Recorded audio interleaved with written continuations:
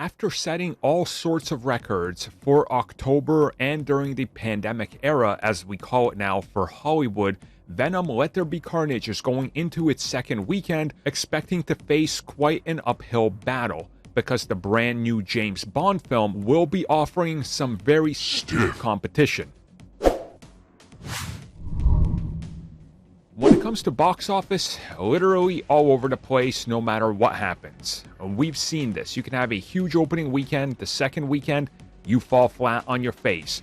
Or you can keep a consistent and exceeding expectation going, such as Shang-Chi. When it comes to Venom Let There Be Carnage, opening with more than 90 million was unexpected to say the least. Nobody was even predicting that high. Not a single person, not a single outlet or analyst.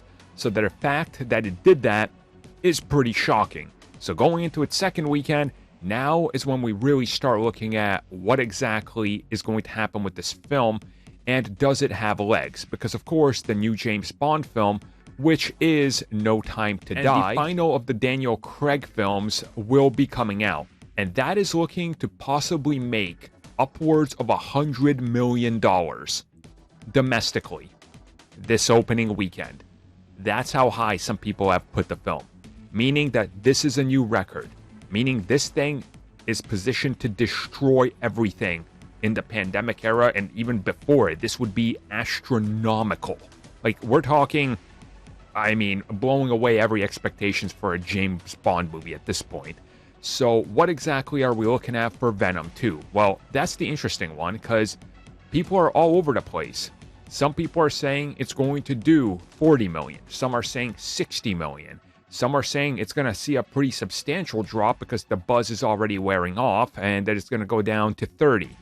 Again, anybody who's predicting anything, I think right now, is just throwing out random numbers, and they don't care if they're right or wrong because it doesn't matter. The only thing that will matter here is if this film sees like a 75% drop.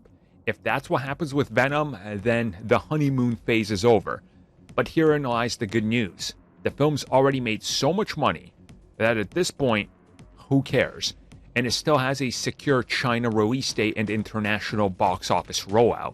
So in the long run, Venom 1 saved by China, Venom 2 saved by China again. So this thing could outright not make another single dollar in the United States.